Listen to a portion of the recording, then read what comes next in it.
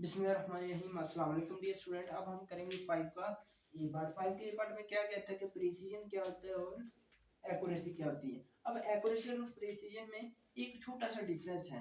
वो डिफरेंस क्या है आपको मैं बताता हूँ। एक्यूरेसी होता है कि वो रिजल्ट्स जो हमने सैंपल से निकाले हैं, ठीक है, वो रेफर किए जाते हैं कि इनकी जो सैंपल से निकाली गई वैल्यू है, सैंपल से जो हमने वैल्यू निकाली है वो क्या है, और पॉपुलेशन से जो निकाली है वो क्या है, इनका डिफरेंस निकाला जाता है कि इनमें डिफरेंस क्या है। जो सैंपल में डेटा था, फर्ज करें आपने सैंपल लिया कि एक सिटी का सैंपल लिया, उनमें से लोगों से पूछा कि आप एक सर्टेन एक खास प्रोग्राम देखते हैं, वो कौन सा है, ठीक है। सिटी के जितने भी लोग थे, अब एक सिटी के फर्ज करें 5000 लोग थे,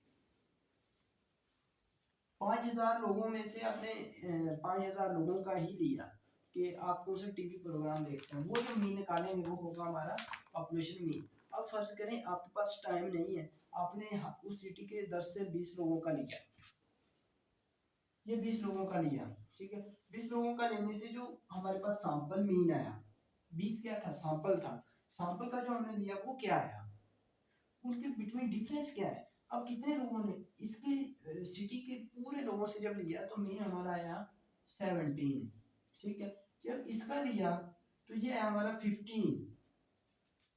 अब हमारे पास जो एक्यूरेसी वो इस बात को बयान करती है कि हमारे पास इनका डिफरेंस कितना का है, 17 15 के करीब करीब तो है ही। जबकि प्रिसीजन इस बात को फॉलो करता है कि आपका रिजल्ट कितना को क्लोज आया पॉपुलेशन के, पॉपुलेशन से कितना को दूर रहे हैं आप सैंपल लेकर, ठीक है। तो ये इसका छोटा सा आपको तारफ बयान कर दिया है। बाकी इसकी जो डेफिनेशन है वो बहुत इंपॉर्टेंट है, वो भी कर लीजिएगा। ये आपके पास 32 पेज के एंड पर है। और एक्यूरेसी कहता है कि आप कैसे बेहतर कर सकते हैं। अब एक्यूरेसी कैसे बेहतर कर सकते हैं, by removing technical errors. Technical error क्या है, अब एक सिटी के लोगों से आप पूछ रहे हैं कि आप कौन सा टीवी प्रोग्राम बेटर देख रहे हैं, ठीक है। तो उस सिटी में हो सकता है किसी दूसरी सिटी के लोग भी आए हों, तो उन टेक्निकल एरर को ख़त्म करना पड़ता है। इसी वजह से एक्यूरेसी को ज़्यादा इंपॉर्टेंस दी जाती है। अब नेक्स्ट हमारा 5 का B part, categories of errors in data collection. अब दो ही कैटेगरीज हैं, एक होता है सैंपलिंग एरर,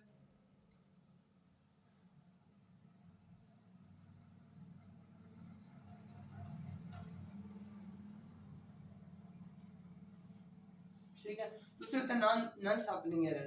सैंपलिंग एरर मैंने ऑलरेडी आपको 4 के मेरा ख्याल 3rd के ये आपको बता दिया था 3rd के सी पार्ट में। सैंपलिंग एरर वो होते हैं जो हम सैंपल लेते हुए, सैंपलिंग एरर वो होते हैं जो सैंपल के मीन, इनके सैंपल के डेटा के जो स्टैटिस्टिक के और पॉपुलेशन की जो कोरिस्पोंडिंग वैल्यू है उसके डिफरेंस के बिटवीन होते हैं। यानी कि अगर आप सैंपल का मीन निकाल रहे हैं तो पॉपुलेशन का भी मीन निकाल लेंगे, इनका जो डिफरेंस होगा वो हमारे पास सैंपलिंग एरर होगा। उसे आप किसी भी चीज़ से रिप्रेजेंट कर सकते हैं, फर्ज करें ये सैंपलिंग एरर ही है, ठीक है। इसी तरह आप दूसरे ये देखें स्टैंडर्ड डेविएशन है, ठीक है।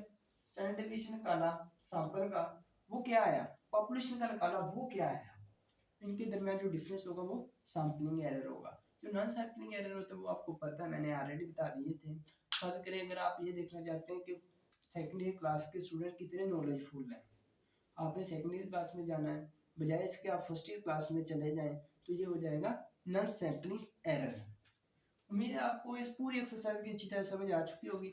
फिर भी कोई गुमान हो तो आप कमेंट सेक्शन में लाजमी बता दीजिएगा। मिलते हैं नेक्स्ट वीडियो में, तब तक के लिए अल्लाह निगहबान।